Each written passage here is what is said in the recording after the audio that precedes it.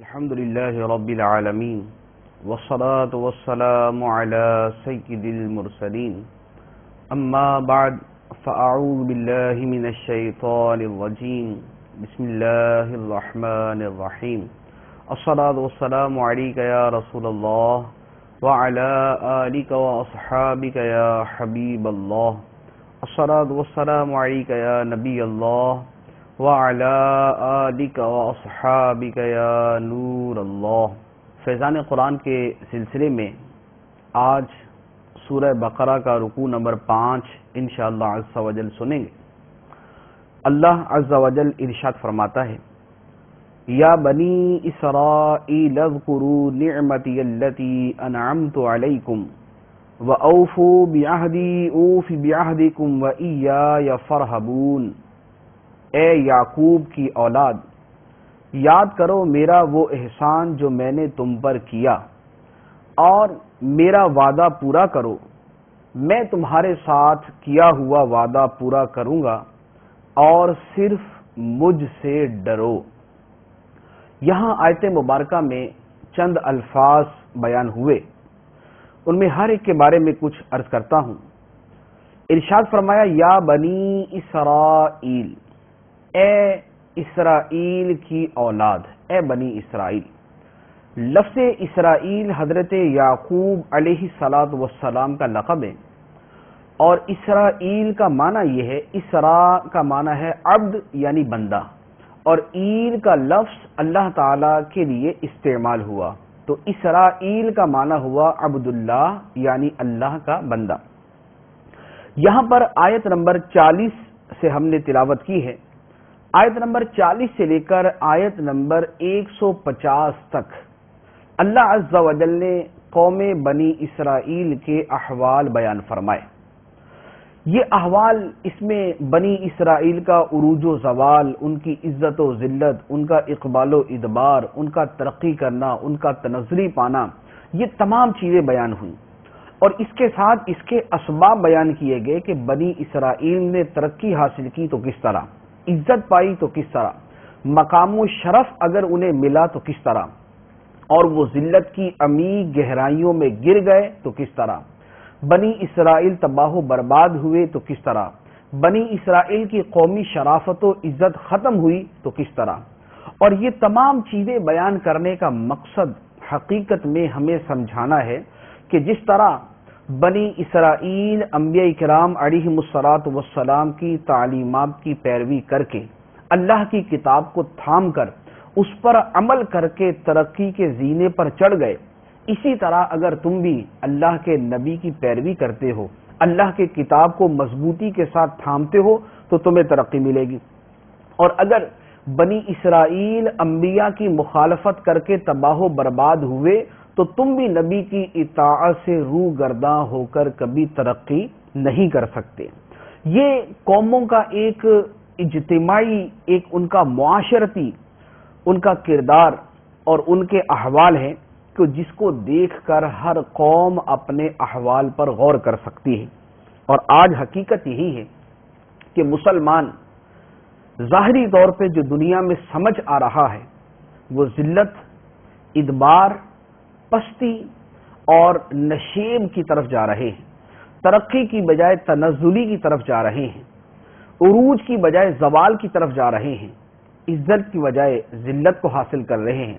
اور شرف کی بجائے نکبت ان کی زندگیوں میں داخل ہو رہی ہے۔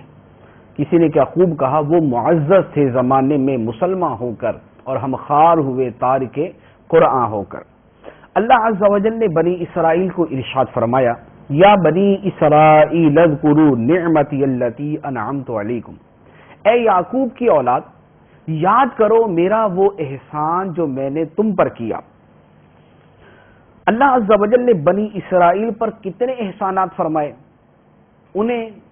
فرعون سے نجات عطا فرمائی، فرعون کو غرق کیا، ان کو دریا سے سلامتی کے ساتھ پار گزار دیا، دریا کے اندر راستے بنا دیے، من و سلوہ ان پر اتارا، سائبان ان کے اوپر سایہ افغن ہو گیا، اور اس کے علاوہ انہیں بڑے بڑے جابر بادشاہوں پر فتح و نصرت عطا فرمائی، حکومت و سلطنت عطا فرمائی۔ تو یہ تمام وہ احسانات، اس کے ساتھ اللہ تعالیٰ نے تورات جیسی عظیم کتاب انہیں عطا فرمائی، اور حضرت موسیٰ کلیم اللہ علی نبینا علیہ الصلوۃ والسلام جیسا عظیم پیغمبر انہیں عطا فرمایا۔ تو ان تمام نعمتوں کے بارے میں اللہ عز و جل فرماتا ہے یا بنی اسرائیل اذکروا نعمتی التی انعمت علیکم، اے بنی اسرائیل میرے وہ احسانات یاد کرو جو میں نے تم پر کیے۔ تو اس سے پتہ چلا کہ اللہ تعالیٰ کے احسانات کو یاد کرنا یہ حکم الہی ہے۔ تو جس پر اللہ عز و جل نے جو احسان کیا اسے یاد کرنا چاہیے۔ یہاں احسانات کو یاد کرنے سے مراد یہ ہے کہ جب اللہ تعالیٰ نے تم پر احسان کیا تو اللہ عز و جل کی اطاعت اور اس نعمت کا شکر ادا کرنے کے ساتھ اللہ کی نعمتوں کو یاد کرو۔ اور بنی اسرائیل کو فرمائے کہ اللہ کی نعمتوں کو یاد کرو، تو جو اللہ تعالیٰ نے انہیں کامیابیاں عطا فرمائی، جو کتاب عطا فرمائی اور جو پیغمبر عطا فرمایا، اس کے یاد کرنے کو فرمایا کہ اللہ کی نعمتوں کو یاد کرو۔ تو اب ہم اللہ تعالیٰ کی نعمتوں کو یاد کرتے ہیں۔ اللہ تعالیٰ نے ہمیں قرآن عطا فرمایا، سرکار دو عالم صلی اللہ تعالیٰ علیہ وآلہ وسلم جیسا عظیم پیغمبر، عظیم رسول عطا فرمایا، ہمیں عظیم شریعت عطا فرمائی، سب سے افضل اور سب سے آخری شریعت عطا فرمائی۔ تو یہ ان چیزوں کا یاد کرنا، یہ اللہ کی نعمتوں کا یاد کرنا ہے۔ مزید ارشاد فرمایا وَأَوْفُوا بِعَهْدِي، اور اے بنی اسرائیل میرا عہد پورا کرو۔ اللہ تعالیٰ نے بنی اسرائیل سے کیا عہد فرمایا؟ جس کو پورا کرنے کا فرمایا، اور پھر ساتھ ہی ارشاد فرمایا کہ تم میرا عہد پورا کرو۔ اوفوا بعہدی اوفی بعہدکم، تم میرا عہد پورا کرو میں تمہارا عہد پورا کروں گا، یعنی تم میرے عہد پر عمل کر کے اسے پورا کرو، میں تمہیں اس کی جزا اور اس کا ثواب عطا فرما کے اپنا عہد پورا کروں گا۔ بنی اسرائیل سے جو عہد ہوا، سورہ مائدہ کے اندر اللہ عز و جل نے اس عہد کو بیان فرمایا۔ ارشاد فرمایا وَلَقَدْ أَخَذَ اللَّهُ مِيثَاقَ بَنِي إِسْرَائِيلَ وَبَعَثْنَا مِنْهُمُ اثْنَيْ عَشَرَ نَقِيبًا وَقَالَ اللَّهُ إِنِّي مَعَكُمْ لَئِنْ أَقَمْتُمُ الصَّلَاةَ وَآتَيْتُمُ الزَّكَاةَ وَآمَنْتُمْ بِرُسُلِي وَعَزَّرْتُمُوهُمْ لَأَقْرَضْتُمُ اللَّهَ قَرْضًا حَسَنًا لَأُكَفِّرَنَّ عَنْكُمْ سَيِّئَاتِكُمْ وَلَأُدْخِلَنَّكُمْ جَنَّاتٍ تَجْرِي مِنْ تَحْتِهَا الْأَنْهَارُ فَمَنْ كَفَرَ بَعْدَ ذَلِكَ مِنْكُمْ فَقَدْ ضَلَّ سَوَاءَ السَّبِيلِ۔ بے شک اللہ نے بنی اسرائیل سے عہد لیا اور ہم نے ان میں 12 سردار قائم کیے، اور اللہ نے فرمایا بے شک میں تمہارے ساتھ ہوں، اگر تم نماز قائم رکھو اور زکوٰۃ دیتے رہو اور میرے رسولوں پر ایمان لاؤ اور ان کی تعظیم کرو اور اللہ کو قرض حسن دو، تو بے شک میں تم سے تمہارے گناہ مٹا دوں گا اور ضرور تمہیں ان باغوں میں داخل کروں گا جن کے نیچے نہریں جاری ہیں۔ تو اس عہد کے بعد تم میں سے جس نے کفر کیا تو وہ ضرور سیدھی راہ سے بھٹک گیا۔ تو یہ وہ عہد تھا جو اللہ عز و جل نے بنی اسرائیل سے فرمایا۔ کتنے حکم دیے؟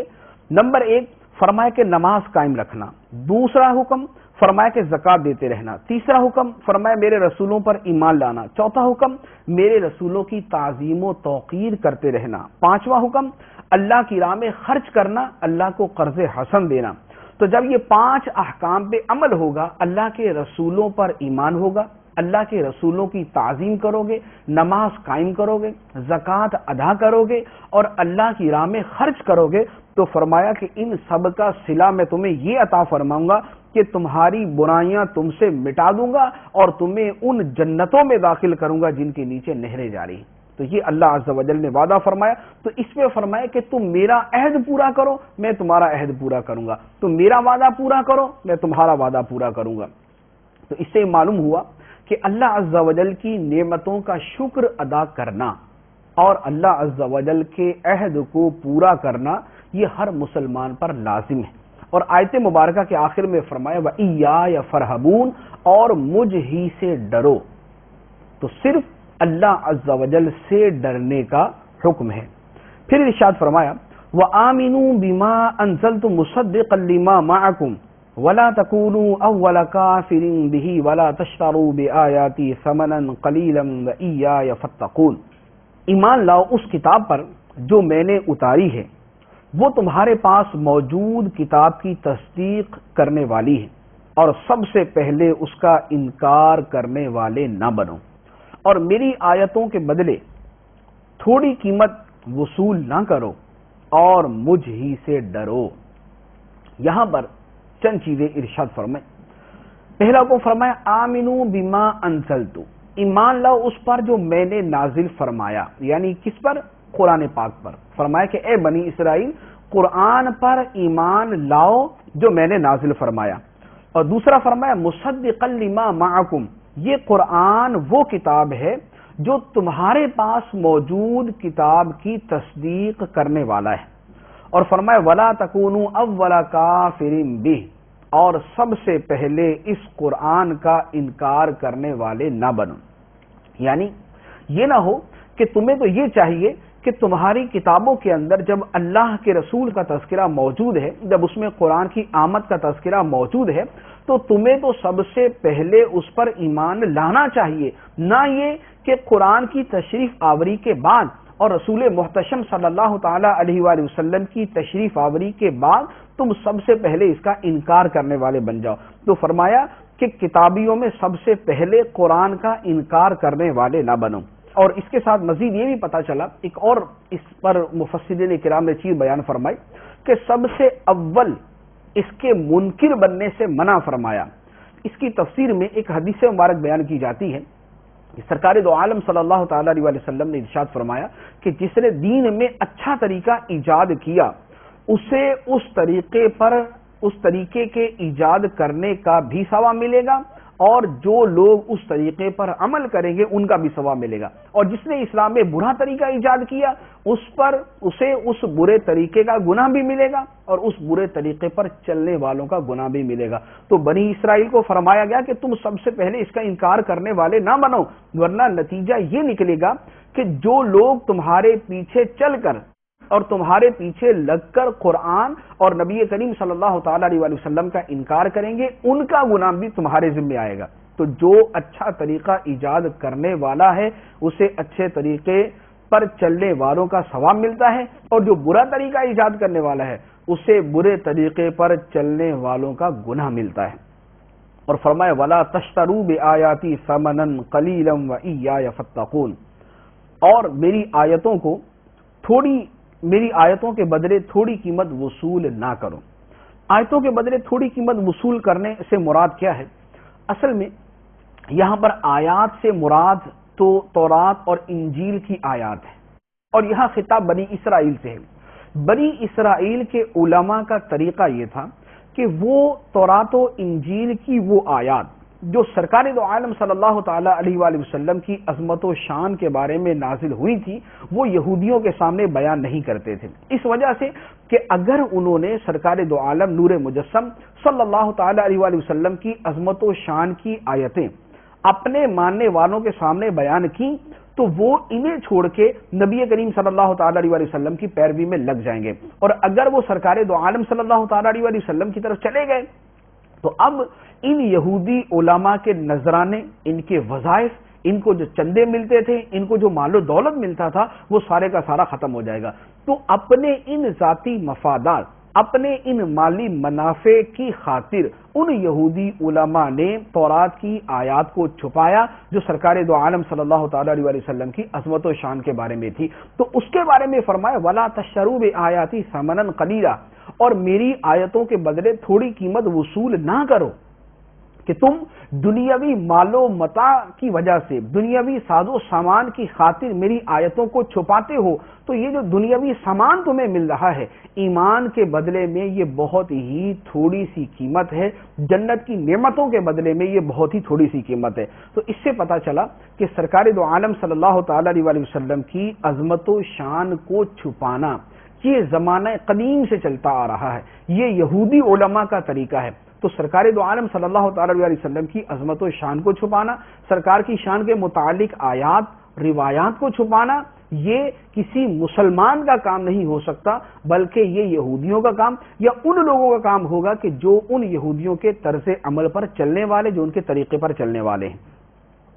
اس کے بعد اللہ عز و جل نے مزید ارشاد فرمایا وَلَا تَلْبِسُوا الْحَقَّ بِالْبَاطِلِ وَتَكْتُمُوا الْحَقَّ وَأَنْتُمْ تَعْلَمُونَ، اور حق کو باطل کے ساتھ نہ ملاؤ اور جان بوجھ کر حق نہ چھپاؤ۔ لا تلبسوا الحق، حق کو باطل کے ساتھ نہ ملاؤ۔ یہودی علماء کے دو طریقے تھے. ایک تو یہ تھا کہ نبی کریم صلی اللہ تعالی علیہ وسلم کی عظمت کی آیات کو بیان ہی نہیں کرتے تھے، اور دوسرا طریقہ یہ تھا کہ اگر بیان کرتے تھے تو ان میں تعویلیں کر دیا کرتے تھے، اس کا مفہوم اور معنی کچھ ایسا بیان کر دیتے تھے کہ جس کی وجہ سے ان کے لوگ نبی کریم صلی اللہ تعالی علیہ وسلم کی طرف راغب نہ ہو سکیں. جیسے اگر کبھی یہودی بیان کر دیتے کہ دیکھیں محمد صلی اللہ تعالی علیہ وسلم اللہ کے نبی ہیں، لیکن اپنی قوم کو ساتھ ہی یہ بھی کہتے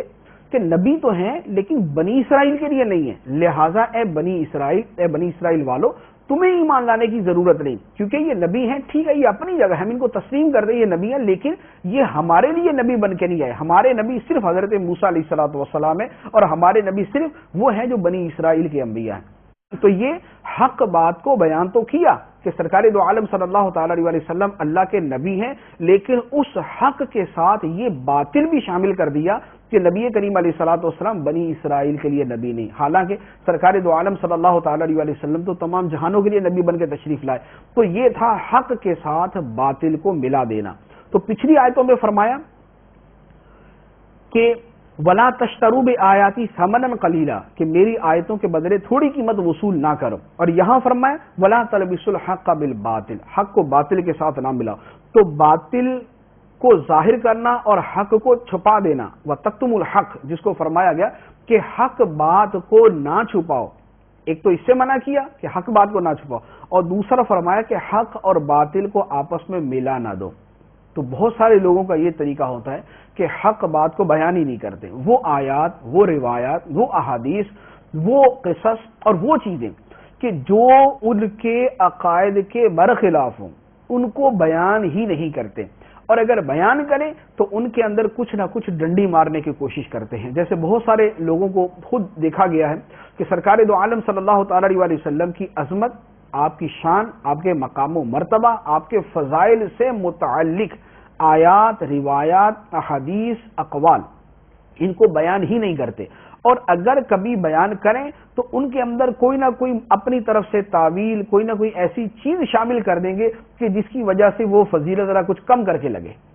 تو یہ دونوں چیزیں، ایک حق کو چھپانا ہوا اور دوسرا حق کے ساتھ باطل کو ملانا ہوا. تو ان دونوں چیزوں کے بارے میں اللہ عز و جل نے فرمایا وَلَا تَلْبِسُوا الْحَقَّ بِالْبَاطِلِ وَتَكْتُمُوا الْحَقَّ وَأَنْتُمْ تَعْلَمُونَ اور حق کو باطل کے ساتھ نہ ملاؤ اور دیدہ و دانستہ حق نہ چھپاؤ. پھر اس کے بعد ارشاد فرمایا وَأَقِيمُوا الصَّلَاةَ وَآتُوا الزَّكَاةَ وَارْكَعُوا مَعَ الرَّاكِعِينَ اور نماز قائم رکھو اور زکوٰۃ ادا کرو اور رکوع کرنے والوں کے ساتھ رکوع کرو. یہاں پر دو چیزوں کا حکم فرمایا اور تیسری چیز ایک چیز کے ضمن میں ارشاد فرمائی. پہلا حکم دیا کہ نماز قائم رکھو، دوسرا حکم دیا زکوٰۃ ادا کرو، اور تیسرا حکم دیا رکوع کرنے والوں کے ساتھ رکوع کرو. نماز اور زکوٰۃ اس کے بارے میں پہلے بھی بیان ہو چکا، مزید بھی ہوتا رہے گا. وَارْكَعُوا مَعَ الرَّاكِعِينَ اور رکوع کرنے والوں کے ساتھ رکوع کرو. اس آیت مبارکہ کی تفسیر میں مفسرین کرام نے فرمایا کہ یہاں پر جماعت کی ترغیب دی گئی ہے کہ نماز با جماعت ادا کرنی چاہیے، نماز جماعت کے ساتھ ادا کرنی چاہیے. رکوع کرنے والوں کے ساتھ رکوع کرو، نماز پڑھنے والوں کے ساتھ نماز پڑھو.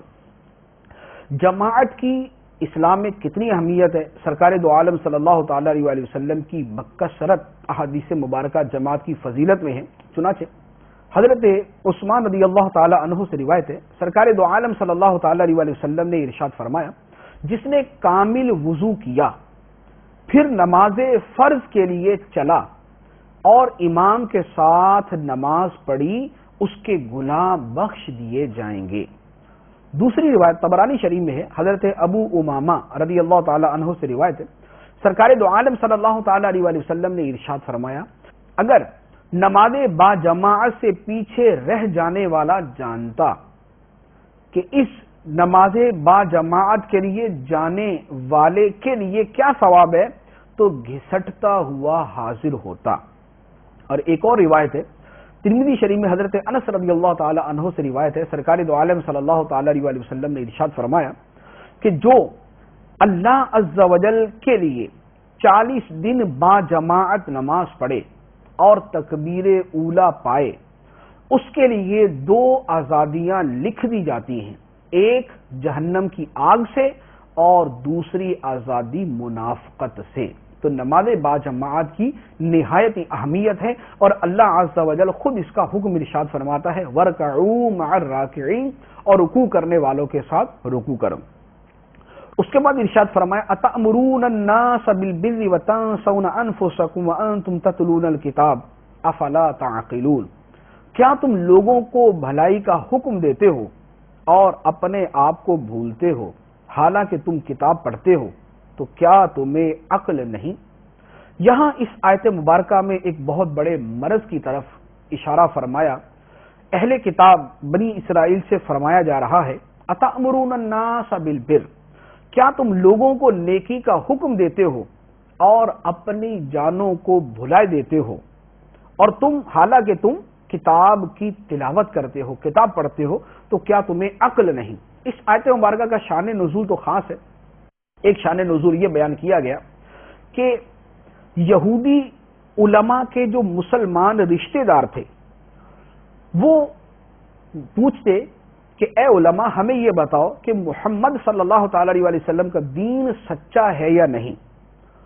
تو وہ یہودی علماء ان سے کہتے کہ تم اس دین پر قائم رہو، محمد صلی اللہ تعالی علیہ وسلم کا دین حق اور ان کا کلام سچا ہے۔ تو وہ یہودی علماء اپنے رشتہ داروں سے کہہ رہے ہیں کہ نبی کریم صلی اللہ تعالی علیہ وسلم اللہ کے سچے رسول ہیں اور ان کا کلام بھی سچا ہے۔ اور ایک اور شان نزول یہ ہے کہ نبی کریم صلی اللہ تعالی علیہ وسلم کی تشریف آوری سے پہلے یہودی لوگوں سے کہا کرتے تھے کہ ایک نبی تشریف لانے والے ہیں، اللہ کے سچے نبی ہوں گے، آخری نبی ہوں گے۔ جب سرکار دو عالم صلی اللہ تعالی علیہ وسلم تشریف لے آئے تو دوسرے لوگ تو مسلمان ہو گئے لیکن یہودی علماء نے انکار کر دیا، یہودی اس کے ماننے سے منکر ہو گئے۔ تو اب ان دونوں شان نزول کے اعتبار سے ان سے فرمایا جا رہا ہے اَتَأْمُرُونَ النَّاسَ بِالْبِرِّ، کہ کیا تم لوگوں کو نیکی کا حکم دیتے ہو، وَتَنْسَوْنَ أَنفُسَكُمْ، اور اپنے آپ کو بھلاتے ہو، یعنی دوسروں کو کہتے ہو کہ سرکار دو عالم اللہ کے سچے رسول ہیں لیکن اپنی جانوں کو بھلایا ہوا ہے اور خود ایمان لانے سے انکار کرتے ہو۔ وَأَنْتُمْ تَتْلُونَ الْكِتَابَ، حالانکہ تم تو کتاب پڑھتے ہو، تم تو تورات پڑھتے ہو جس میں اللہ عز و جل نے ساری چیزیں بیان فرمائی ہیں، تو کیا تمہیں عقل نہیں کہ لوگوں کو اس کام کا حکم دیتے ہو لیکن خود اس پر عمل نہیں کرتے؟ یہ اس آیت مبارکہ کا شان نزول۔ اب یہ شان نزول تو خاص ہے لیکن قرآن پاک کے بارے میں ایک اصول ہے کہ شان نزول خاص ہوتا ہے لیکن حکم عام ہوتا ہے۔ عمومی حکم کے اعتبار سے سب کو فرمایا گیا کہ اے لوگوں، کیا تم لوگوں دوسروں کو نیکی کا حکم دیتے ہو لیکن اپنی جانوں کو بھلائے بیٹھے ہو حالانکہ تم کتاب پڑھتے ہو؟ اب یہ قرآن پڑھنے والوں کا اگر حکم بنے تو یہ بنے گا کہ اے قرآن پڑھنے والوں، اے حدیث پڑھنے والوں، اے دین سمجھنے والوں، اے دین کی باتیں کرنے والوں، تم لوگوں کو نیکی کا حکم دیتے ہو لیکن اپنی جانوں کو بھلائے بیٹھے ہو، دوسروں کو نماز کی دعوت دیتے ہو، خود نماز نہیں پڑھتے، دوسروں کو زکوٰۃ کا کہتے ہو، خود زکوٰۃ نہیں دیتے، دوسروں کو راہ خدا میں خرچ کرنے کا کہتے ہو، خود راہ خدا میں خرچ نہیں کرتے، لوگوں کو بے حیائی سے منع کرتے ہو لیکن خود بے حیائی سے نہیں رکتے، دوسروں کو شریعت پر عمل کرنے کا درس دیتے ہو لیکن خود شریعت پر عمل نہیں کرتے، دوسروں کو اسلام کی طرف راغب کرتے ہو اور خود اسلام کی بنیادی تعلیمات سے منحرف ہو، اسلام کی بنیادی چیزوں سے دور ہو، دوسروں کو خوف خدا کا درس دیتے ہو لیکن تمہارے دل کے اندر خوف خدا کا ایک ذرہ نہیں، دوسروں کو سرکار دو عالم صلی اللہ تعالی علیہ وسلم کی محبت کا درس دیتے ہو اور خود سنت مصطفیٰ صلی اللہ تعالی علیہ وسلم سے دور ہو۔ تأمرون الناس بالبر وتنسون انفسکم، کیا تم لوگوں کو نیکی کا حکم دیتے ہو لیکن اپنی جانوں کو بھلائے بیٹھے ہو، اپنے آپ کو بھولے ہوئے ہو۔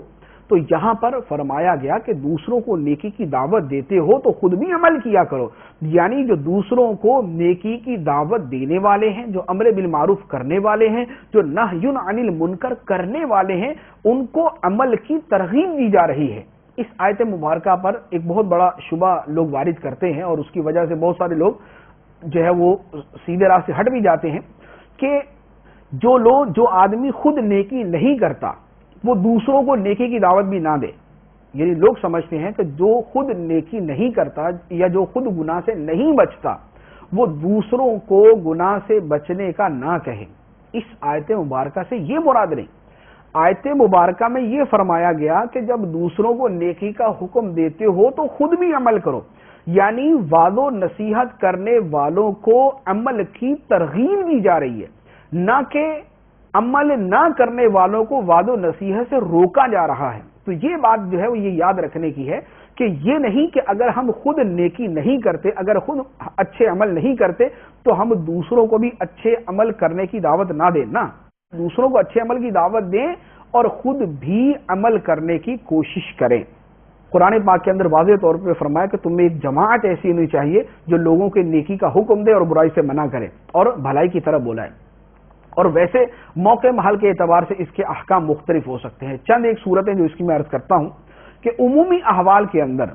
کہ آدمی جو ہے وہ سب کو نیکی کی دعوت دیتا رہے، برائی سے منع کرتا رہے، یہ ساری چیزیں جو ہے یہ مستحب کے درجے میں آتی ہیں کہ ایک آدمی جو ہے وہ اپنا وقت نکال کر جائے اور دوسروں کو نیکی کی دعوت دے، یہ مستحب عمل ہے، فی نفسہ ہی یہ مستحب عمل۔ اور جہاں پر کسی آدمی کو یہ علم ہے کہ اگر میں سامنے والے کو سمجھاؤں گا تو وہ میری بات مان لے گا، وہ گناہ کو ترک کر دے گا، وہ فرض و واجب پہ عمل کر لے گا، وہاں پر نیکی کی دعوت دینا واجب ہوتا ہے۔ جیسے باپ کو اگر پتا ہے کہ میں اگر اپنے بیٹے کو گناہ سے منع کروں گا تو یہ رک جائے گا، یہ نماز باجماعت نہیں پڑھتا، میں اس کو نماز باجماعت پڑھنے کا حکم کروں گا، ترغیب دوں گا تو یہ پڑھنا شروع کر دے گا، تو باپ پر واجب ہے کہ اپنی اولاد کو نیکی کا حکم دے اور برائی سے منع کرے۔ اسی طرح افسر کو اگر معلوم ہے کہ میں اپنے ماتحت کو گناہ سے روکوں گا تو یہ رک جائے گا، تو افسر پہ واجب ہے کہ وہ اپنے ماتحت کو گناہ سے روکے۔ اور حدیث مبارک کے اندر واضح طور پہ فرما دیا گیا، فرمایا کلکم راعی و کلکم مسئول عن رعیتہ، تم میں ہر کوئی راعی ہے، نگہبان ہے، اور ہر ایک سے اس کی رعایا کے بارے میں سوال کیا جائے گا۔ بادشاہ سے اس کی تمام رعایا کے بارے میں، باپ سے اس کی اولاد کے بارے میں، بڑے بھائی سے اس کے چھوٹے بھائیوں کے بارے میں، افسر سے ان کے ماتحت کے بارے میں پوچھا جائے گا کہ تم انہیں نیکی کا حکم دے سکتے تھے، دیا یا نہیں، تم ان کو برائی سے منع کر سکتے تھے، منع کیا یا نہیں۔ تو یہ امر بالمعروف کرنا یہ ہر ایک کی ذمہ داری ہے۔ تو جس شخص کو دوسرے پر کچھ بھی قدرت حاصل ہے کہ وہ اسے نیکی کی دعوت دے سکتا ہے، برائی سے منع کر سکتا ہے، تو اس پر لازم ہے کہ اس کو نیکی کا حکم دے، برائی سے منع کرے، ورنہ برائیوں کو اپنے سامنے دیکھتے رہنا اور اس کے باوجود برائی پر کوئی دل کے اندر کوئی تنفر پیدا نہ ہو، کوئی کراہیت پیدا نہ ہو، یہ بڑا سخت جرم ہے۔ ایک روایت سنیے، حضرت سیدنا مالک بن دینار رحمت اللہ تعالی علیہ فرماتے ہیں کہ اللہ عز و جل نے فرشتوں کو حکم دیا کہ فلاں فلاں گاؤں والوں کو عذاب دو۔ فرشتوں نے اللہ عز و جل کی بارگاہ میں عرض کی، یا اللہ اس گاؤں کے اندر تو تیرا فلاں بڑا نیک بندہ موجود ہے، تو کیا اس کو بھی عذاب دیا جائے گا؟ اللہ عز و جل نے ارشاد فرمایا، اس سے عذاب دے کر مجھے اس کی چیخ و پکار سناؤ، کیونکہ اس کا چہرہ میری نافرمانیوں کو دیکھ کر کبھی متغیر نہ ہوتا تھا۔ اب وہ لوگ غور کریں جو اپنے گھر کے اندر گناہ دیکھتے ہیں، اپنے گھر کے اندر برائیاں دیکھتے ہیں اور ان کے چہرے کے اوپر کوئی شکن نہیں آتی، ان کی پیشانی کے اوپر کوئی شکن نہیں آتی، ان کا چہرہ متغیر نہیں ہوتا، جو دن رات اپنے سامنے برائیاں دیکھتے ہیں، خود ان برائیوں میں ملوث تو ہو جاتے ہیں لیکن ان برائیوں کو روکنے کے لیے دل میں کوئی جذبہ پیدا نہیں ہوتا۔ تو جن کے دل میں جو خود تو عمل کریں، خود تو نیکیاں کریں، لیکن دوسروں کو برائیوں سے منع کرنے کے لیے ان کے دل میں ایک رتی برابر بھی جذبہ یا کوئی ولولہ پیدا نہ ہو، وہ اس روایت کو سامنے رکھ کر اپنے انجام پہ غور کریں۔ تو اللہ عز و جل نے فرمایا، اتأمرون الناس بالبر وتنسون انفسکم وانتم تتلون الکتاب افلا تعقلون، کیا تم لوگوں کو نیکی کا حکم دیتے ہو اور اپنی جانوں کو بھلائے بیٹھے ہو، حالانکہ تم کتاب پڑھتے ہو، تو کیا تمہیں عقل نہیں؟ اس کے بعد ارشاد فرمایا، وَاسْتَعِینُوا بِالصَّبْرِ وَالصَّلَاةِ وَإِنَّهَا لَكَبِیرَةٌ إِلَّا عَلَى الْخَاشِعِینَ، اور صبر اور نماز سے مدد حاصل کرو، اور بے شک نماز ضرور بھاری ہے، البتہ ان پر نہیں جو دل سے میری طرف جھکتے ہیں۔ یہاں پر دو چیزیں بیان فرمائی۔ پہلے فرمایا وَاسْتَعِینُوا بِالصَّبْرِ وَالصَّلَاةِ، نماز اور صبر کے ساتھ مدد حاصل کرو۔ یہ دونوں چیزیں، صبر اور نماز، یہ دونوں چیزیں اپنی بنیاد کے اعتبار سے بہت ساری مصیبتوں، بلکہ ساری مصیبتوں کے اندر یہ بہت زیادہ مفید اور معاون۔ صبر کے ذریعے آدمی کا دل مضبوط ہوتا ہے، صبر کے ذریعے آدمی میں قوت قلبی پیدا ہوتی ہے، اور نماز کے ذریعے بندے کا اللہ سے تعلق مضبوط ہوتا ہے۔ جب صبر کرے گا تو دل مضبوط ہوگا، نماز پڑھے گا تو رب العالمین سے تعلق مضبوط ہوگا، اور یہ دونوں چیزیں مشکلات کے حل کے لیے سب سے بڑی چیزیں ہیں کہ دل قوی ہے، دل مضبوط ہے، دل میں ہمت ہے، دل میں طاقت ہے، تو آدمی مصیبت کو بڑی آسانی سے جھیل جاتا ہے، بڑی آسانی سے برداشت کر لیتا ہے، اور اللہ عز و جل سے تعلق مضبوط ہے تو ایک تو مصیبت کو برداشت کرنا آسان ہو جاتا ہے، ثواب پر نظر ہوتی، اور دوسرا اللہ عز و جل کی رضا پہ راضی رہنے کا ذہن بنتا ہے۔ تو صبر اور نماز یہ دونوں مشکلات کو حل کرنے کے لیے بہت ہی اچھے وظیفے ہیں۔ اور پھر فرمایا وَإِنَّهَا لَكَبِيرَةٌ إِلَّا عَلَى الْخَاشِعِينَ، اور بے شک نماز ضرور بھاری ہے البتہ ان پر نہیں جو دل سے میری طرف جھکتے ہیں۔ گناہوں اور خواہشات سے بوجھل دلوں پر نماز بہت بھاری ہے، گناہوں اور خواہشات سے بوجھل دلوں پر نماز بہت بھاری ہے، اور عشق الہی سے لبریز اور محبت الہی سے معمور دلوں کے لیے نماز سے بڑھ کر کوئی سرور کی چیز ہی نہیں، کوئی خوشی کی چیز ہی نہیں۔ بزرگان دین کے جو واقعات ہیں اور جو عام لوگوں کے احوال ہیں اس میں یہی فرق ہوتا ہے کہ چونکہ ہم جیسے جو عام لوگ ہیں ہمارے دلوں میں گناہ، ہمارے دلوں میں خواہشات، ہمارے دلوں میں لذات، ہمارے دلوں میں دنیا کی محبت، ہمارے دلوں میں مال کی محبت، ہمارے دلوں میں پتہ نہیں کیا کیا بھرا ہوتا ہے، اس وجہ سے نماز ہمیں بڑی بھاری لگتی، نماز ہمیں بڑی مشکل لگتی۔ اور وہ بزرگان دین کے جن کے دلوں میں عشق الہی، جن کے دلوں میں محبت الہی، جن کے دلوں کے اندر اللہ عز و جل سے ملاقات کا شوق ہے، وہ نماز کے لیے کھڑے ہوتے ہیں تو ساری ساری رات نماز کے لیے گزار دیتے ہیں۔ امام اعظم رضی اللہ تعالیٰ عنہ، صحابہ کرام، بہت سارے بزرگان دین، ان کے واقعات یہی ملتے ہیں کہ عشاء کی نماز کے بعد جو رب العالمین کی بارگاہ میں نماز کے لیے کھڑے ہوتے تو نماز پڑھتے پڑھتے فجر کی اذانیں ہو جاتی، فجر کا وقت شروع ہوتا تو اس سے پہلے ان کی نماز جا کے مکمل ہوتی۔ تو یہ جو ساری ساری رات عبادت کرنا، اللہ عز و جل کی بارگاہ میں جھکنا، اللہ عز و جل کی بارگاہ میں گڑ گڑانا، استغفار کرنا، مغفرت مانگنا، توبہ کرنا، یہ تمام چیزیں جو ہیں یہ ان لوگوں کے لیے الا علی الخاشعین، جن کے دل اللہ کی بارگاہ میں جھکے ہوئے۔ تو نمازوں میں لذت، نمازوں میں شوق اور نمازوں میں رغبت پیدا کرنے کا طریقہ یہ ہے کہ دل سے جتنے گناہ دھلتے رہیں گے، دل سے جتنی خواہشات دور ہوتی رہیں گی، دل سے جتنے دنیاوی تلوثات ختم ہوتے رہیں گے، دل کے اندر نماز کا جذبہ اتنا پیدا ہوتا رہے گا۔ اور بزرگان دین کی نماز کا کیا کہنا ہے؟ امام بخاری رضی اللہ تعالیٰ عنہ کے بارے میں مروی ہے کہ ایک مرتبہ نماز سے فارغ ہوئے تو نماز سے فارغ ہونے کے بعد فرمایا یار دیکھ رہا میری پیٹھ کے اوپر کوئی چیز ہے، تو کسی نے جب دیکھا تو بھیڑ جو کاٹنے والی مکھی ہے یہ تھی، اور جسم کے اوپر 17 مقامات پہ اس نے کاٹا ہوا تھا۔ تو کسی نے عرض کیا کہ حضور جب نماز کے اندر بھیڑ آپ کو کاٹ رہی تھی، شہد کی مکھی آپ کو کاٹ رہی تھی، تو آپ نے نماز توڑ کیوں نہیں دی یا جلدی ختم کیوں نہیں کر دی؟ تو فرمایا کہ میں ایک سورت کی تلاوت کر رہا تھا، میرا دل نہیں کیا کہ اس سورت کو مکمل کرنے سے پہلے میں اپنی نماز کو مکمل کروں۔ تو بھیڑ کاٹ رہی ہے لیکن چونکہ نماز کے اندر ہیں، اللہ عز و جل کی بارگاہ میں کھڑے ہیں، قرآن پاک کی تلاوت کر رہے ہیں، تو اس کے ذوق اور اس کی محبت کے اندر مسلسل اپنی نماز کو جاری رکھے ہوئے۔ اور اس طرح کے کتنے واقعات ہیں۔ ایک اور بزرگ کے بارے میں روایت ہے کہ ایک بزرگ نماز پڑھ رہے تھے، دوران نماز ان کے گھر میں آگ لگ گئی، اہل محلہ جمع ہو گئے، شور مچ گیا، پانی لاؤ بجھاؤ اس کو، محنت کوشش کر کے اس کو بجھا دیا۔ جب آگ بجھ گئی تو بزرگوں کی نماز مکمل ہوگی۔ نماز پڑھ کے جب سلام پھیرا، سلام پھیرنے کے بعد فرمایا کہ تمہیں کیا ہوا، تم لوگ کہاں سے آ گئے؟ تو لوگوں نے کہا کہ حضور آپ بھی عجیب جو ہے وہ بات کر رہے ہیں، آپ کے گھر میں آگ لگی ہوئی تھی اور ہم آگ بجھانے میں مصروف تھے اور آپ کو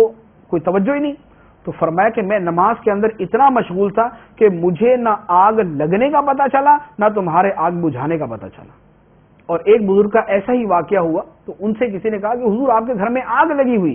اور آپ نماز کے اندر مشغول ہیں۔ فرمایا کہ تم دنیا کی آگ بجھانے میں مشغول تھے، میں آخرت کی آگ بجھانے میں مشغول تھا، یعنی میں اپنے آپ کو جہنم سے بچانے کے اندر لگا ہوا تھا۔ تو یہ بزرگان دین کی نماز کے بارے میں سوچ، اور یہ وہ لوگ ہیں کہ جن کے بارے میں اللہ عز و جل فرماتا ہے وَإِنَّهَا لَكَبِيرَةٌ إِلَّا عَلَى الْخَاشِعِينَ، اور بے شک نماز ضرور بھاری ہے مگر ان لوگوں پر نہیں جو دل سے اللہ کی بارگاہ میں جھکے ہوئے. اور وہ کون لوگ ہیں؟ فرمایا الذین یظنون انہم ملاقو ربہم وانہم الیہ راجعون. یہ وہ لوگ ہیں